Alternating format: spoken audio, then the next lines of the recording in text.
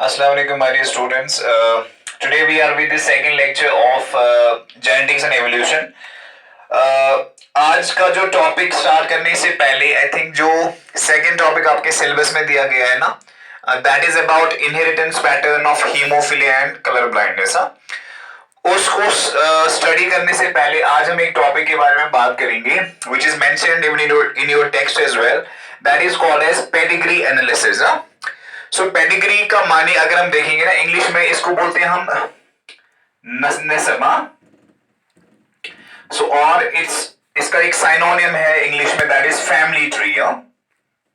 Family tree जिसको हम शजरे नस्ब कहते हैं ना, शजरे नस्ब कहते हैं इसको हम, इट्स कॉल्ड एज शजरे नस्ब। फॉर एग्जाम्पल हम बोलते हैं, समझो कोई ए बंदा है, हम बोलते हैं ए बिन सी बिन डी बिन ई बिन F. So that we can say history of the family, that is called as pedigree. That is called as pedigree. तो why do we study this pedigree in genetics? हमें क्या, why do we study it? जो कोई trait है, trait means any quality, any characteristics, जो कि which is determined by a gene. समझो कोई जीन है जो किसी ट्रेट को, ट्रेट मीन्स कुछ भी, समझो स्किन कलर है, हेयर कलर है, दैट इज अ ट्रेट। और कोई डिजीज है, हम देखते हैं फॉर एग्जाम्पल अगर फादर है, फादर में समझो ये कोई प्रॉब्लम है, क्या वो उसके बच्चों में आ सकती है, क्या उन बच्चों से वो आगे जा सकती है। जब हम इसका ये देखते हैं ना कि क्या ये जनरेशन टू जनरेशन जा सकती है, so that is called as inheritance. So inheritance का माने क्या हो गया, सिंपली जब एक चीज, एक trait, one trait gets transferred from one generation to another, so that is called as inheritance. So वो समझने के लिए हम क्या करते हैं, we go for pedigree analysis। So pedigree analysis is a method by which the inheritance of a trait is seen in the family. So family में हम देखते हैं कि whether this trait will continue or whether it will be inherited from one generation to another, that is called as pedigree analysis. इसकी definition नहीं पूछी जाएगी, हाँ इसमें हमें जो चीज देखनी है, that is we have to see the symbols. So मैंने कहा पेडिग्री का माने हो गया फैमिली ट्री, जिसको हम शेजरे नस्ब कहते हैं। तो यहाँ पे हम फैमिली की हिस्ट्री पढ़ते हैं to see whether a trait is getting inherited from one generation to another. So इसमें जो इंपॉर्टेंट है, जो हमें समझना है और जो हमें देखना है, दैट इज द सिंबल्स। बहुत सारे सिंबल्स हैं जो हम इस्तेमाल करते हैं इन पेडिग्री, ठीक है, पेडिग्री एनालिसिस। सबसे पहले जो सिंबल है, दैट इज अगर हम सर्कल को रिप्रेजेंट करते हैं, सर्कल का माने हो गया फीमेल, सर्कल का माने हो गया फीमेल, ठीक है। उसके बाद अगर हम स्क्वायर बनाते हैं, इसका माने हो गया मेल। क्योंकि पेडिग्री एनालिसिस में हम क्या करते हैं, हम उसके पेरेंट के नाम नहीं देते हैं। फॉर एग्जाम्पल कोई बंदा है, समझो सी, उसके पेरेंट्स समझो है ए एंड बी, हम इसका नाम नहीं, हम बोलते हैं समझो ए, मैंने स्क्वायर रखा, मीन्स इसका फादर है, ये इसकी मदर है, राइट।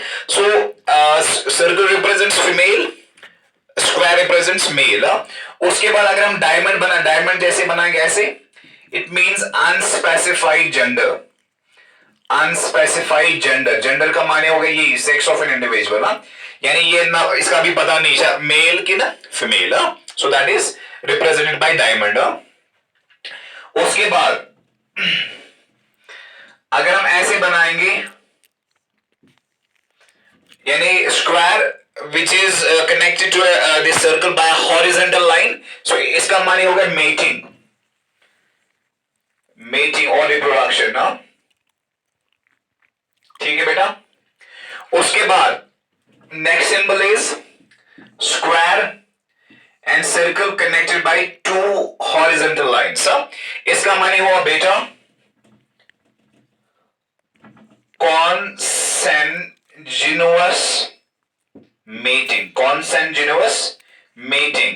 इसका माने हो गया मेटिंग बिटवीन क्लोज रिलेटिव्स, यानी अगर दो बंदे हैं जो आपस में क्लोजली रिलेटेड है, यानी वो रिश्तेदार है आपस में, so that type of mating और marriage is called as consanguineous mating. So they are represented by two horizontal lines, ठीक है। उसके बाद अब अगर हमें दिखाना होगा इनके ऑफस्प्रिंग्स, फॉर एग्जांपल इनकी शादी हो गई, सो अब देखना है इनके बच्चे of springs, so that is shown by vertical line, so this vertical line means next generation. ठीक है बेटा, तो अगर फॉर एग्जाम्पल इन्होंने शादी की, इनके 3 बच्चे हो गए, one is female, another is male, another is female. So इनका ऑर्डर रखा जा रहा है, सबसे पहले ये आ गई, so it's female, then it's male, then it's female. So this is, ये जो वर्टिकल लाइन है it means next generation. So ये पेरेंट्स है, इनकी ये ऑफस्प्रिंग है, so this is the first generation ना, जिसको हम F1 कहते हैं। ठीक है बेटा, उसके बाद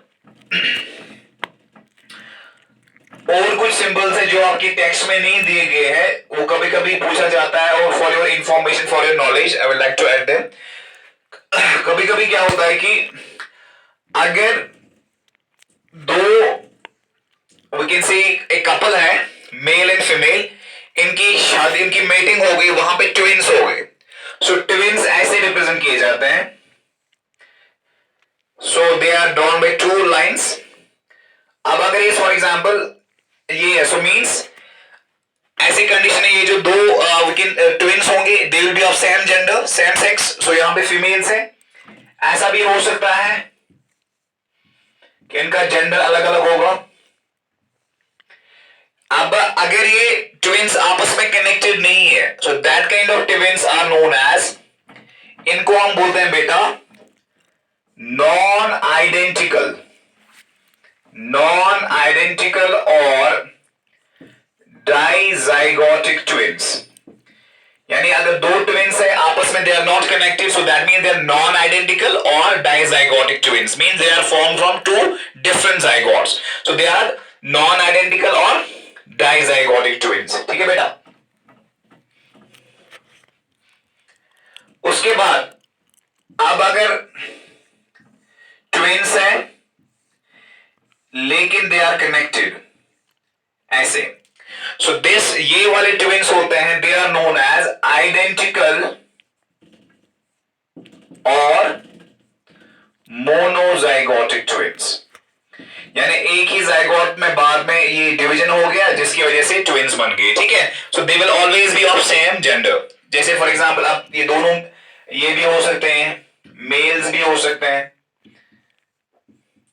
they will be connected, so this means they are monozygotic twin or identical twins। ठीक है बेटा, उसके बाद लास्ट वाला भी कभी कभी पूछा जाता है, दो सिंबल्स हैं, वन इज लाइक दिस, कभी कभी ऐसे होता है, समझो this is male, it is kept with in brackets और पैरेंथेसिस, ब्रैकेट्स में रखा जाता है और पैरेंथेसिस में, तो इसका माने हो गया अडॉप्टेड, यानी इसको गोद लिया गया है, मंगत अडॉप्टेड वाला, so this means it's adopted, so an individual in the brackets it means adopted. उसके बाद कभी कभी ऐसे होता है,